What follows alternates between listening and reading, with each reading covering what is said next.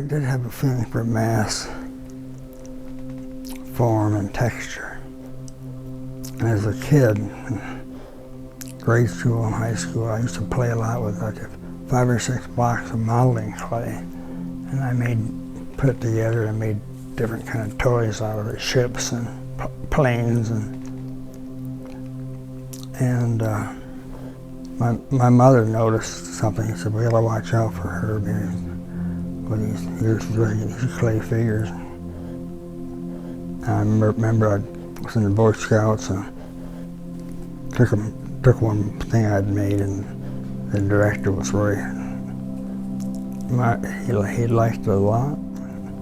I was born in 1929, and back in the Depression in the 30s.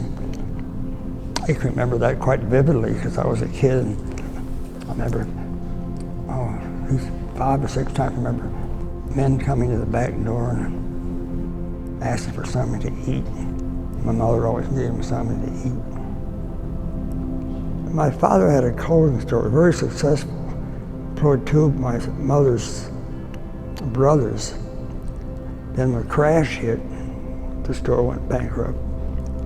And he had a little store with only him in it. Didn't do very well, but he made money and helped me go to college. And when I was a junior in high school, I decided I wanted to be an architect.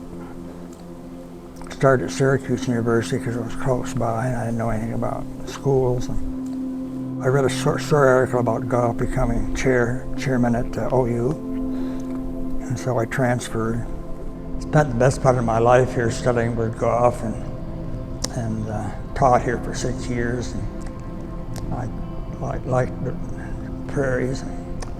So I'm enjoying being back here very much. And of course, seeing my paintings up, I've never had an exhibition like this before. And that's fun. Thank you everybody for being here. As Aaron said, Uncle Herb is my great uncle. And families are funny and mysterious sometimes.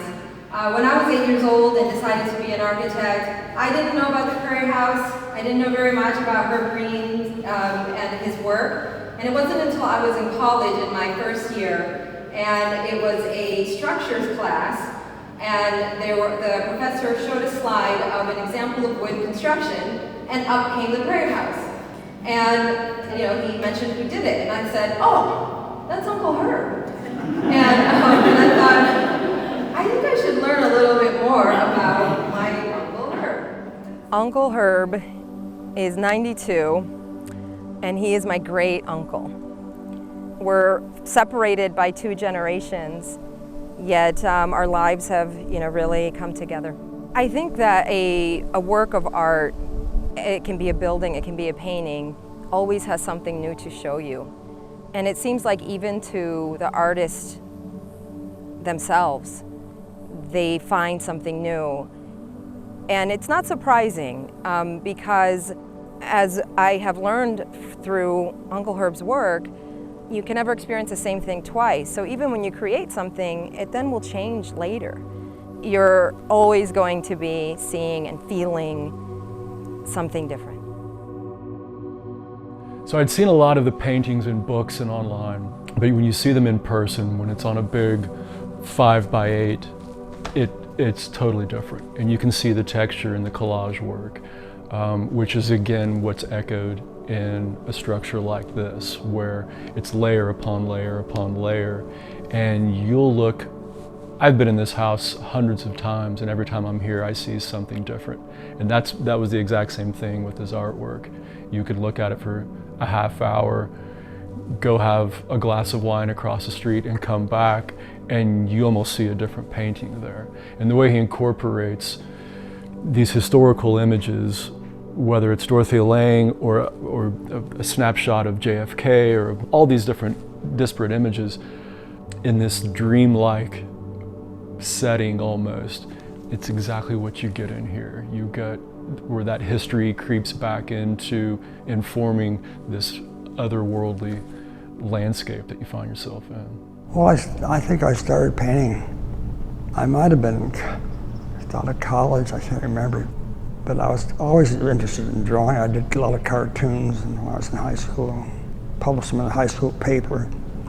Enjoyed tremendously looking at photographs that moved me. Sometimes I'm interested in history. I was interested in like civil rights, and the struggle for that, and Anne Frank, that history of her diary, life, terribly important to me. What I find interesting about Herb Greene's work is his use of photographs is very intentional, and I find that very interesting. He uses photographs as historical testimonies of what happened at that time, and he often says how a photograph has a dual presence in time and space. So it meant something in the moment it was created, and in the moment the event was recorded, but also it has a new and sort of revamped or revalued value in the moment it is appreciated by the viewer. And so he's really sort of counting or cashing on this idea that the photograph will have an emotional impact on his viewers. He may modify the photograph slightly, he may blur the edges, paint over them, but he's still very much faithful in the ability of the photograph to communicate something. I feel that this also comes from his background in architecture, practicing architecture at a time in which images were being reevaluated as a didactic tool. And so there's sort of this general atmosphere in architecture, but also in art at the same time, of faith in photography, in the power of photographs. And I feel that he conveys that very well in his collage paintings. Herb Greene stands out among the American school architects for a number of reasons. He was widely known as one of Bruce Goff's best students, and Goff invites Herb back to OU to teach. And it's really Herb who carries on the American school ethos at the school after Goff leaves. What's great about Herb Greene is that he doesn't emulate Goff. There's no imitation of Goff here whatsoever. He really develops his own agenda as an independent architect, and that's what Goff would have wanted. No different architects should do the same kind of work. At that time, all the schools followed some particular architect, like Harvard had Gropus, and they were supposed to imitate his work. Mies van der Rohe at IIT had to imitate his work. And Goff was the exact opposite of that. My uncle, Jack Joyce, wanted to build a house, and he wanted I think he just wanted something very unique. And so he went to Herb Greene and asked him to build us a house for him. All the family lived here for a long time until they graduated out of college and stuff.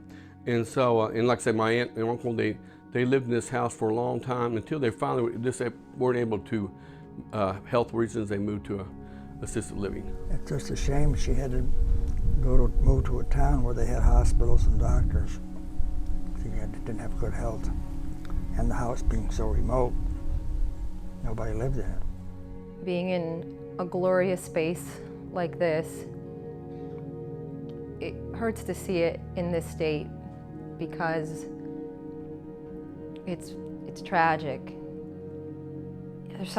There's a lot of things missing here. You know, you see this empty chair, and there's a whole life that once lived here, and there's a whole life and lives that were behind the creation of this home that's gone.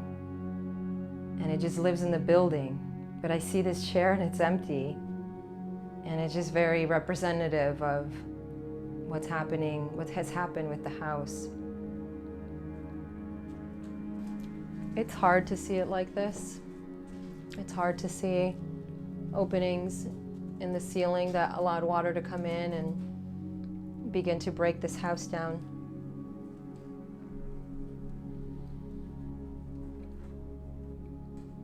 It's not something we want to see. Well, I think it's kind of sad. I think things are just meant to be that way sometimes, and it's sad that it's not, it's not perfect shape. but that's just kind of life, you know.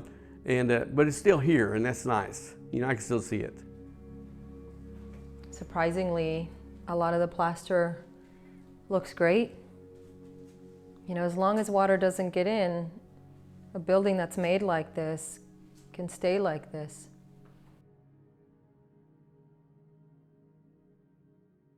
Yeah. Oh my God. Can I do this? Do you like it? I love it. God damn. So Herb Greene developed this idea of collage thinking that kind of guided his philosophy both in architecture and in painting and collage. And really with this idea of collage, he's talking about the ways in which you could bring in memory or history into a design. And in some instances, he's particularly in his collages, he's actually bringing in historical references. He relies on collective memory, memory of events that are often traumatic. And so he incorporates images that sometimes can be difficult, but at the same time, the way he relates them to other photographs and to painted forms and shapes, the way he uses his creativity, his imagination to build these tableau-like canvases is also very reassuring. There's always a sense of hope that he communicates in his paintings, and so he's counting on his paintings to communicate, to discuss difficult topics, but at the same time to communicate hope for the future. Well, it's about the consciousness, like Stein said, a famous line, a rose is a rose is a rose.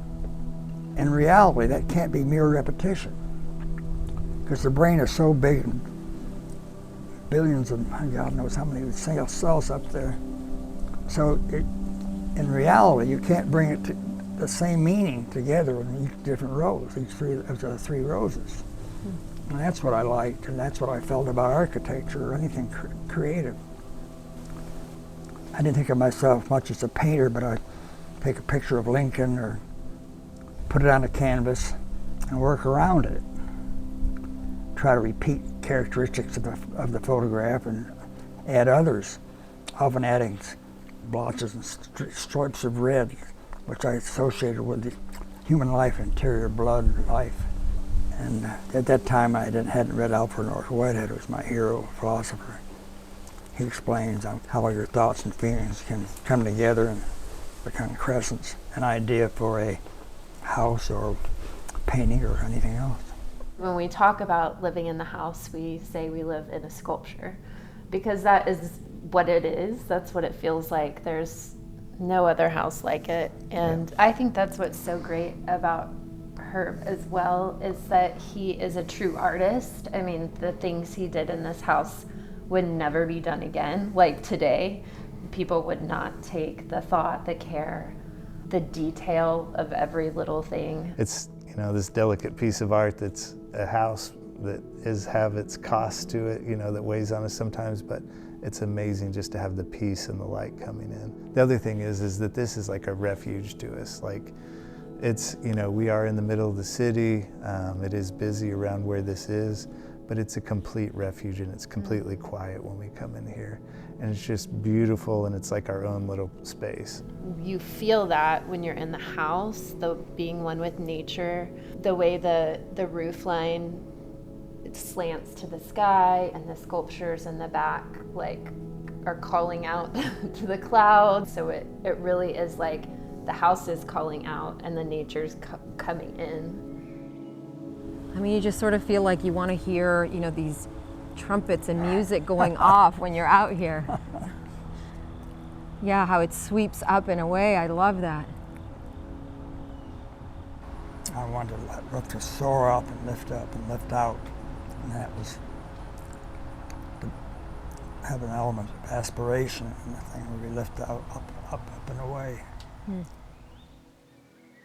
When I was a little girl and decided I wanted to be an architect, if I had been given the opportunity to see the Prairie House, how that would have sort of broken all these boundaries about what architecture can be. I wish that I had had that, and I didn't get that. And so I have it now, and that's, you know, a gift that can't be put into words. But for anyone's imagination, you know, the Prairie House gives us that sort of endlessness of possibility. It's like Uncle Herb didn't even have any historical background on what the requirements were for a house. It's like he came from another planet and said, I don't know, a house can look like this. How about this? You know, the Prairie House exemplifies what is happening in our minds, the cognitive process of how we look at something and the conclusions that we make on what we feel about it. So it's a representation of that idea of how we make meaning in built form. People should know about Herb. They just should. He's one of the most genuinely kind souls you come across, and he wants to share it.